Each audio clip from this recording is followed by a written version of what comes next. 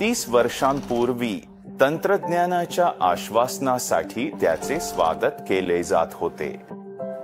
आज या आश्वासनांची पूर्तता तंत्रज्ञानाने केली आहे, पण त्यासोबतच आव्हाने आहेत.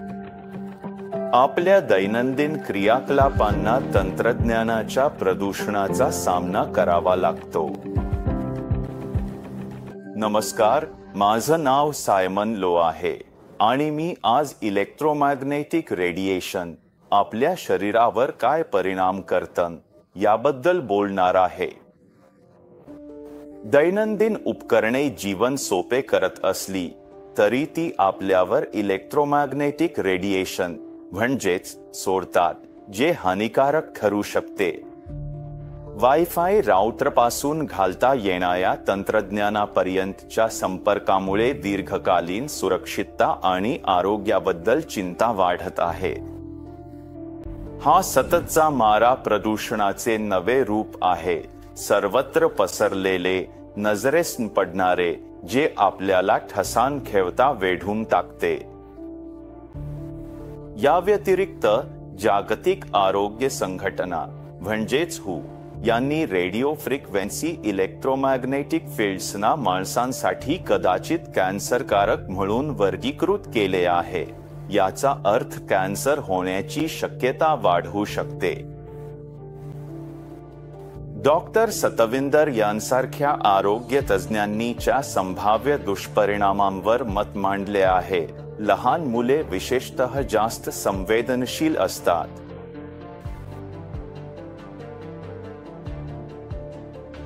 लहान मुलांचा मेंदू, जसे की हायपोथॅलॅमस, प्रौढांच्या तुलनेत 1.5 ते 2 पट जास्त इलेक्ट्रोमॅग्नेटिक फील्ड्स शोषून घेतो.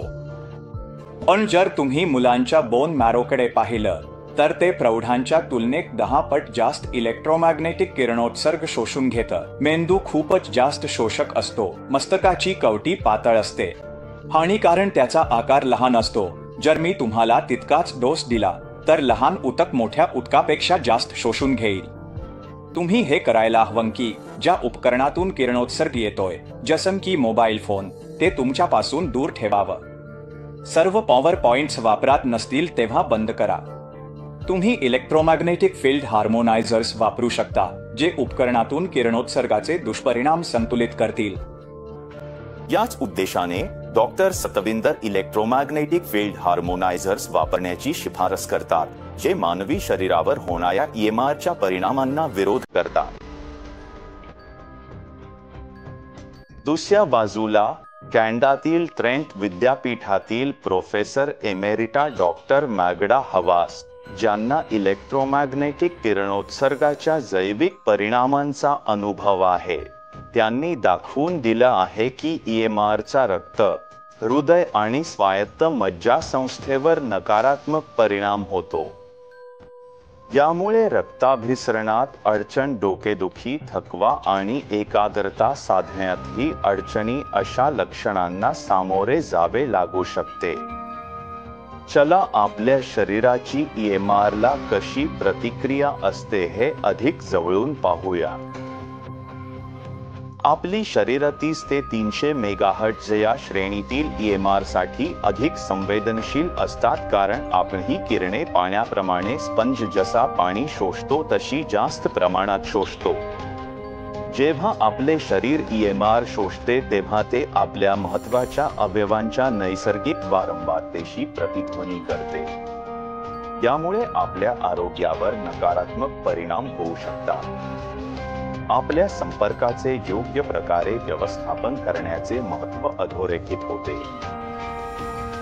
अमेरिकेच्या फेडरल कम्युनिकेशन कमिशन म्हणजेच FCCने EMR संपर्काच्या स्वीकारार्ह पातळीवर मर्यादा घालून दिल्या आहेत. हे सार्वजनिक आरोग्याचे संरक्षण करण्यासाठी आहे.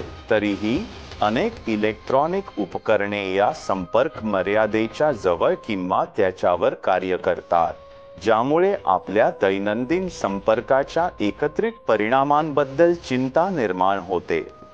जरी तुम्ही त्याला स्पर्श करू शकत नाही, पाहू शकत नाही किंवा वासही घेऊ शकत नाही, तरीही तुम्हाला हे माहीत असले पाहिजे की EMR नेहमीच आपल्या आजूबाजूला असतो त्यामुळे तो एक सततचा प्रश्न बनतो. पुढील प्रात्यक्षिकात मी तुम्हाला नेमकं काय म्हणतोय ते दाखवणार आहे. माझ्या सहकार्याची डेव्हिडची ओळख करून देतो. आम्ही ॲप नावाचं एक साधन वापरणार आहोत जे तुम्ही अँड्रॉइडवर डाउनलोड करू शकता. आता तुम्ही पाहू शकता की जरी मी माझ्या कोणत्याही उपकरणांना स्पर्श करत नाही तरीही हे साधन आणि अटेना या वातावरणातील मूलभूत किरणोत्सर्ग टिपू शकतात. चार्टवरून तुम्ही पाहू शकता मी ॲप 72 मेगाहर्ट्झवर ट्यून केला आहे जे आपल्या मेंदूची कार्यरत वारंवारता आहे. आणि या किरणोत्सर्गाच्या पातळीवर एक नजर टाका. फक्त कल्पना करा, तुमचे शरीर सध्या या पांढऱ्या आवाजाने सतत वेढलं जातं. आता तुम्हाला कळेल की अनेक लोकांना रात्री नीट झोप येत नाही आणि कधी-कधी डोकेदुखी का होते. आता अधिक रोमांचक भागाकडे येऊ. हे आहे एमगार्ड. इथेच एक पर्यावरण समतोल साधणारे उपकरण. मी एमगार्ड चालू करणार आहे आणि पाहूया काय घडतं. 3 पासून मोजूया. 1 2 3. ए पहा, आता स्क्रीनकडे बघा. मूलभूत किरणोत्सर्गाची पातळी खूपच कमी झाली आहे. खूप खूप धन्यवाद डेव्हिड.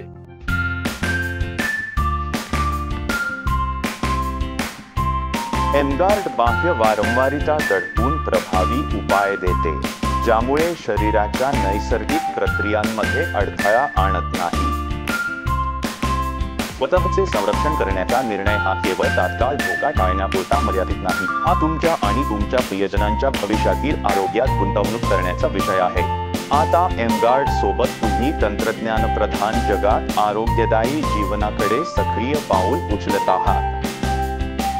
जर तुम्हाला हे व्हिडिओ आवडले असेल आणि तुम्हाला खरंच वाटत असेल की आपल्या प्रियजनांना पासून वाचवण्याची गरज आहे, तर ज्यांनी तुम्हाला हा व्हिडिओ शेअर केला त्या व्यक्तीकडे परत जा आणि आमच्या www.mguard.com या वेबसाईटला भेट द्या. माझं नाव सायमन आहे. काळजी घ्या आणि निरोगी राहा.